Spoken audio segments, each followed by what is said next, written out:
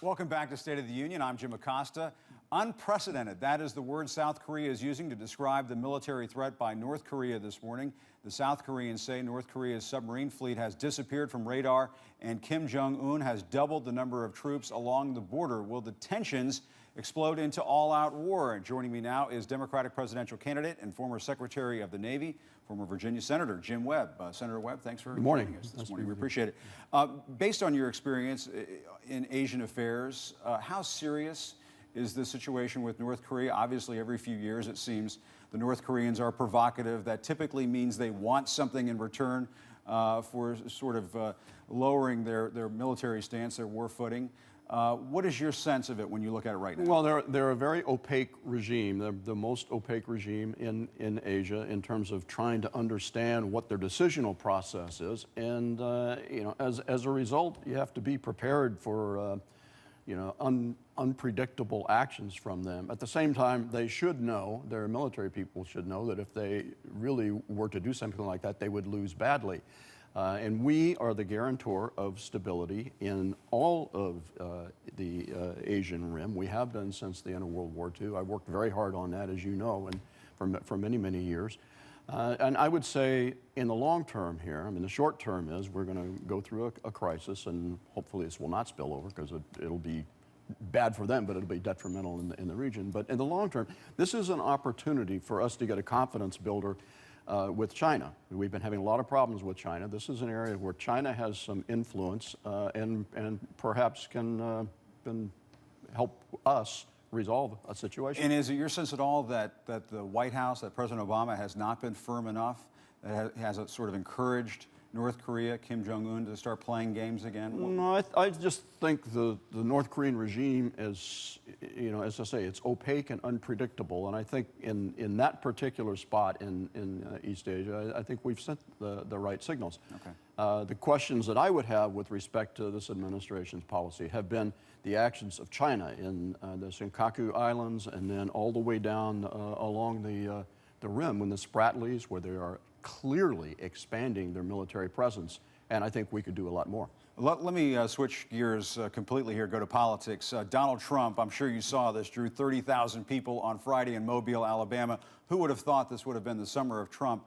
But being a military man, does he have what it takes to be commander-in-chief, in your view? Well, I think what we're seeing in the country writ large is sort of a period of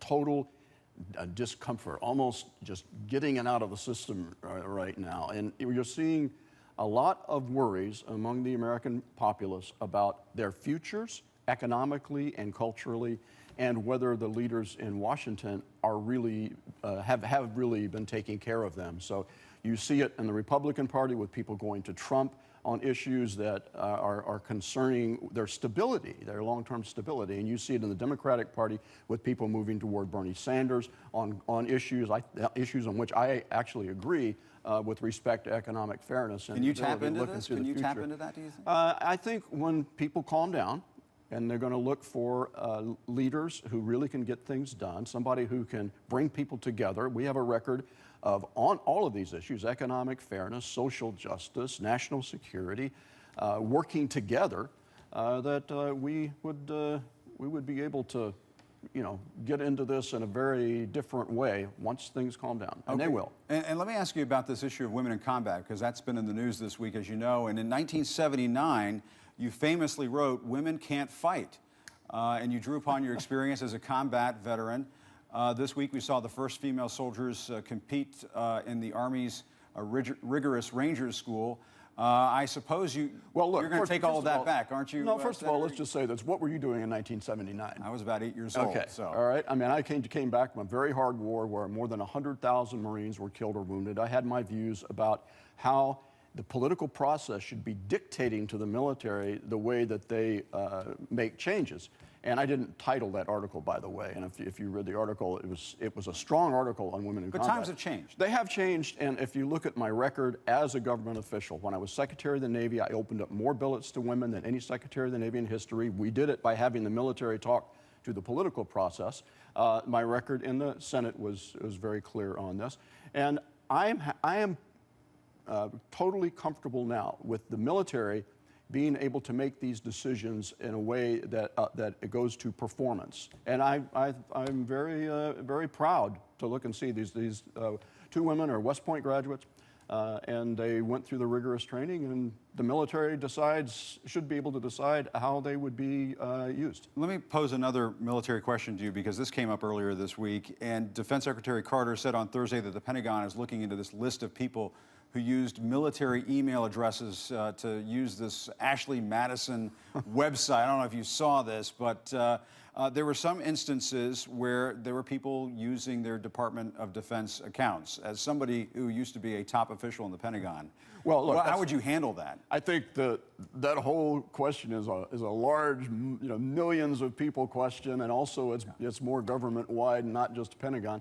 And I think we have a lot of other issues that we need to be looking at in terms of how the United States military shapes its strategy for the future, lowers its footprint in the Middle East, takes care of these issues in Asia, and has a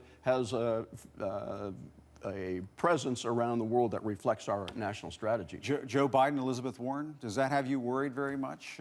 Look, I met with Joe Biden for an hour one-on-one last month.